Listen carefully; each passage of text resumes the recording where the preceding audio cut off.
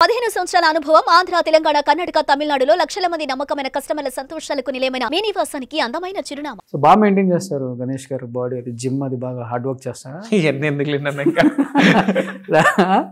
మీ fans ఉంటారు కదండి, తెలుసుకోవాలనుకున్న వాళ్ళు.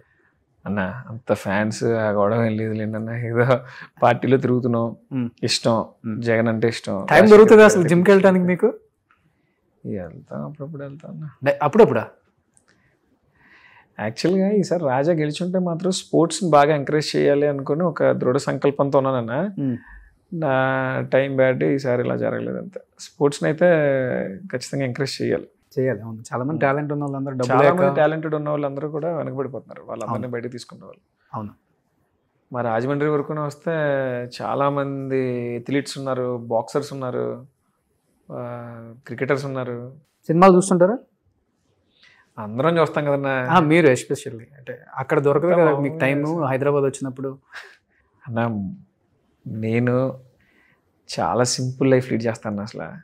అసలు నేను చాలా హ్యాపీగా ఉంటాను. నేను సాయంత్రం రేంజ్ రోవర్ ఆటోబయోగ్రఫీ మీదే అన్నారు. ఎవడన్నా చెప్తాడు ఇవన్నీ, ఎవరన్నా చెప్తారు. రెడీగా ఉన్నాము సార్, ఇంటర్వ్యూ ఉందంట, అది ఫినిష్ అయిపోగానే కెమెరా అన్న కుదిరితే అటు తిప్పండి కొంచెం, సతీష్ చౌదరి అని అతని కారులో తిరుగుతుంటాను. ఓకే ఓకే, అంటే స్వతహాగా బయటకు వచ్చే టైంకి నా ఫ్రెండో తమ్ముడో ఎవడో ఈ కారు వేసుకొస్తే ఇవాళ నా షెడ్యూల్ ఇదిరా పదంలో వెళ్ళిపోదాం అంటాను. అంతే. వాళ్ళకి నాతో తిరగడం సరదా. వాళ్ళ కారు ఎక్కించుకుని నేను మొత్తం నా యాక్టివిటీస్ అన్ని చూపించి మళ్ళీ అయితే తీసుకొచ్చేస్తారు. అయితే నా వైఫ్ కారు ఉంది, నా కార్ లేదు. ఓకే, మీరు స్వతహాగా పవన్ కళ్యాణ్ గారి ఫ్యాన్ కదా? నేను చిన్నప్పటి నుంచి నాగార్జున గారి అభిమాని అన్న, పవన్ కళ్యాణ్ గారి అభిమాని అన్న. చిరంజీవి గారి ఫ్యామిలీని ఇష్టపడినాడు ఎవరు ఉంటాడు? ఓకే, 24th సినిమాల పరంగా నాగార్జున గారు అన్న, పవన్ కళ్యాణ్ గారు అన్న చాలా చాలా ఇష్టం. వ్యక్తిగతంగా కూడా కొంచెం ఎక్కువ ఇష్టం పవన్ కళ్యాణ్ అంటే. కానీ ఇంకా ఊరికే ఈ పార్టీలో ఉండి ఆ అవతల వాళ్ళని ఇష్టం అంటుంటే మా వాళ్ళే తిడతాను అన్న ఇంటర్వ్యూలు అయిపోయాక. ఇష్టం వేరు, అంతే కదా, రాజకీయ జీవితం వేరు, అంతే కదా.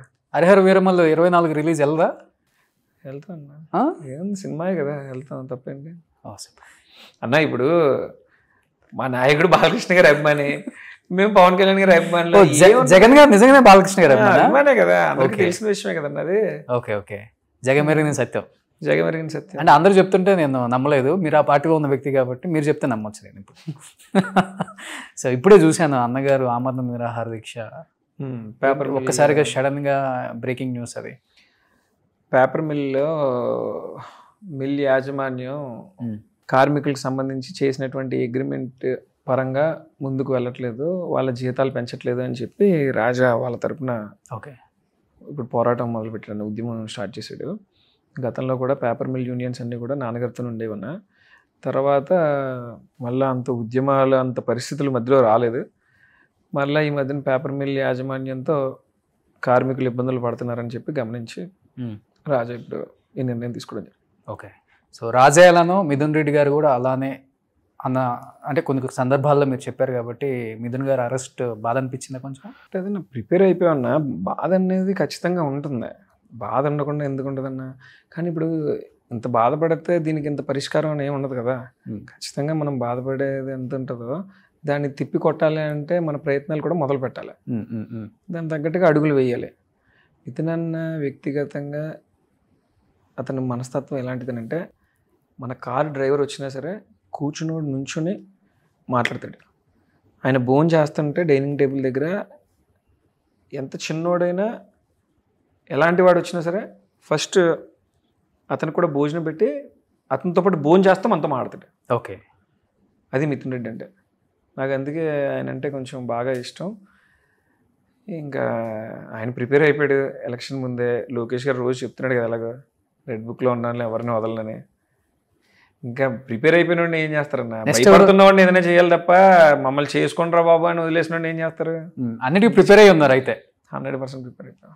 ఓకే, బాధపడతాం ఖచ్చితంగా, బాధపడినా పోరాటం ఆపలేం, పోరాడతాం. Super. So thank you so much Ganesh గారు.